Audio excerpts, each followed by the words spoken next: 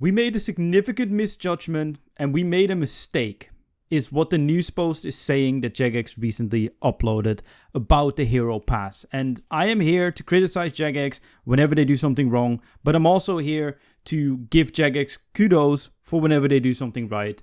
And they did the right thing.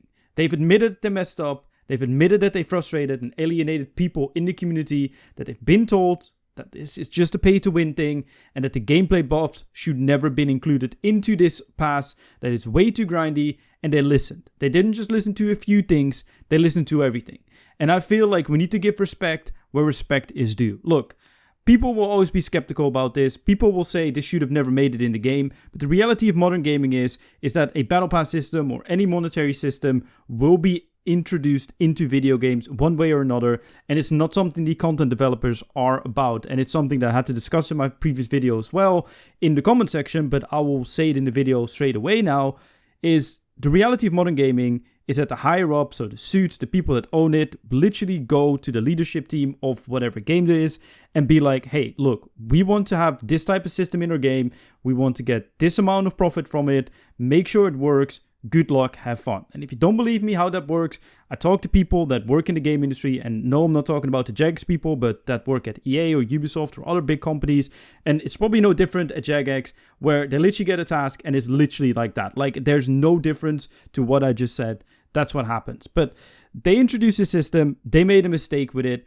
and the fact that they're listening to us is really good. And the change that they're going to be making are incredible, and I want to give them flowers where flowers are due. So let's discuss it. They are going to be removing everything that is pay to win. So that means that disabling the purchase of Hero Pass levels and Underworld emblems, and that is something that's already been disabled right now. But it didn't just stop there. They're going to be cold fixing, and if you don't know what cold fixing is, that's like a hard update, so that's what happened on Monday.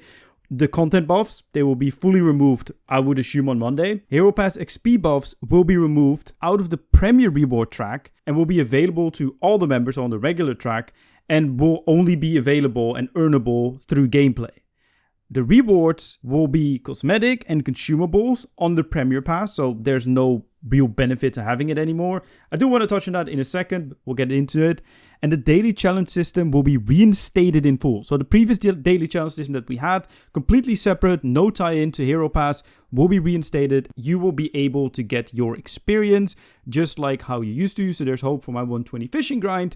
But yes, they will be returning just how we know it. It might not return straight away on Monday is what they said, because they need to reintroduce an entire system into the game. So it isn't as easy, I assume, as Control-Zing it. So okay, that is what it is, but yes, the Hero Pass will also be rebalanced for the rewards to be able to be obtained easier, which they will be discussing next week on how they're going to go about it, and they are going to be talking to, I assume, people in the community, because they're saying that they want to communicate more on it. So maybe it's going to be a focus group, maybe it's going to be some sort of content creators, maybe it's going to be leaders of the big clans like the Clue Chasers and the PVME, etc., etc. I don't know, but they haven't specified on it, but they will be talking to people. But yeah, kudos where kudos are due, because they did a good job. Like, they generally did a good job on this, and I do want to give them credit. And I also do want to give them an idea on how they can improve on this, because quite frankly, this pass is here to stay. Because if they are really serious about it, right, like how much people hate it, they would have pulled it, and that kind of just confirms my theory of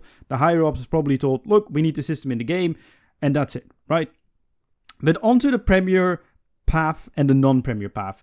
I think that's always like a tough discussion, right? Because every single battle pass in every single game has some sort of Premier or like advanced feature where you can pay and you get extra unlocks. And I think it being consumables and it being cosmetics are completely fine, especially if they're going to be spaced out a lot more and it will be rewarding. Because quite frankly, right now, I don't think that there's much use unless you already have. It's kind of like one of those things that if you have Premier membership, like I do, then it's nice to have and it's a nice little extra. But I wouldn't say that I would go and drop bonds on it to be able to upgrade to it, because it isn't worth enough to me. But then you get into that risky situation of, okay, but how are you going to make it worth to me? And to me, it's just adding more cosmetics or cooler cosmetics or, you know, extra little buffs and little things here and there. Like, it's a tough balancing act, but I do feel like there is room for a Premier Pass and a non-Premier Pass, especially for the Premier Club memberships, because one thing about it is, it's like, sure, you save money by buying it, especially if you buy a year's worth. But then again, there's also no real benefits to having it. So I understand that they want to do something for it, but they really need to look into what they could do. And I genuinely want to hear from you guys what they could be doing, because I'm curious. But I was going to be working on a video tomorrow on how to improve the hero path and how to make it better from a player's point of view. But what they've done is incredible. And I think that especially removing the gameplay buffs and them not being buyable is a good thing. However, this might be a controversial take, but I had a lot of time to think about it over the past few days and had discussions with people.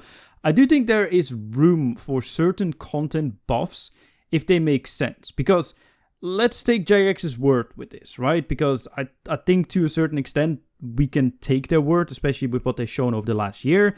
And even what they're showing right now that they're actually listening to us is that they want to, encourage people to do content. So for example, that Zamorak buff that we had would have to encourage people to go do Zamorak. And the clue buff need to encourage people to do, clue scrolls. And I think there's room for it if it makes sense. And I think the clue one is a very simple example that I can give where I can explain what I want to explain. So right now, as of, not anymore because they're going to be removed on Monday, but as of how it stands with the first version of Hero Pass, you'd get the clue buff so you can skip one step extra on every single clue scroll. That stacks with the totem that already skips one step of every single clue scroll. And I think there's a room for it, but not in the way it currently works. I think that the clue skip thingy, reward, whatever it's called, should work as follows. If you have the totem, it's useless. It doesn't do anything for you.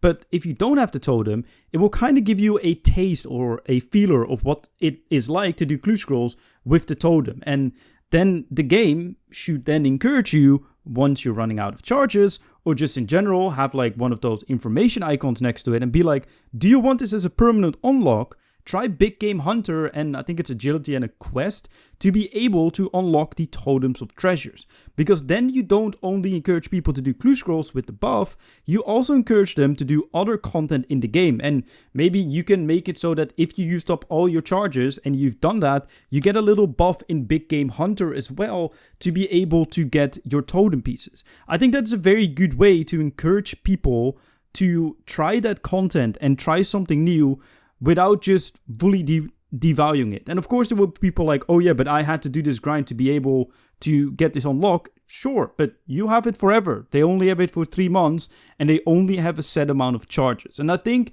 if they introduce a system like that and don't involve any MTX into it, so you cannot buy skips or whatever, so you really have to earn it, I think could work if they really want to go with the reward system. But quite frankly, I think they should just be going with cosmetics and maybe, some protein packs and pretty much what Jagex had, right? Like, honestly, the rewards of Jagex were I guess, and I really hope that this system can work, because I do think there's a place in RuneScape for a Hero Pass and for something that, you can get some little nice extra rewards. But they should be extra, they should be secondary, they should be that, that interface that you open at the end of the day and be like, oh yeah, I got some extra little things here and there.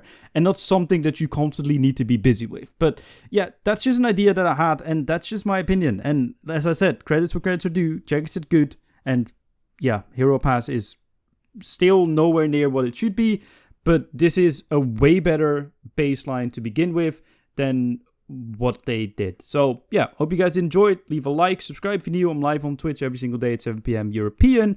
And yeah, my name's Chivalric, and I'll see you guys in my next video. Goodbye. Peace.